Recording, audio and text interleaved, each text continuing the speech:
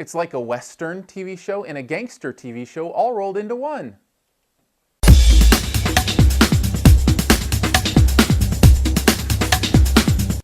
Vegas, starring Michael Chiklis and Dennis Quaid as opposing forces in old school Vegas, kind of right when it was becoming this big center for gambling and different things like that. Dennis Quaid plays an old rancher who is hired as the sheriff of this new town. Michael Chiklis is the guy heading up the casino who has ties to the mob and how he's trying to make a quote-unquote honest living in dishonest ways. And this is a movie that tries to survive on a lot of nostalgia, a lot of idea of kind of that old school feel and what it was like to be back in the 60s and that, as well as the charisma of its stars. And in those two regards, it succeeds.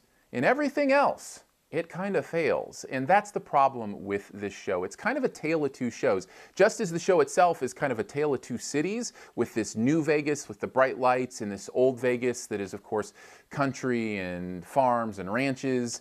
This show is kind of two shows. When Chiklis and Quaid are on screen together, it just sings. Those guys are great. They're great together. They have this interesting combative chemistry, and it works really, really well. When anybody else is on screen, it just feels flat. And I think a lot of this has to do with the fact that it's another crime procedural, despite the fact that there's some interesting underlying themes going on about New Vegas and Old Vegas. For the most part, it's a solve the murder in the episode show, and I am done with those.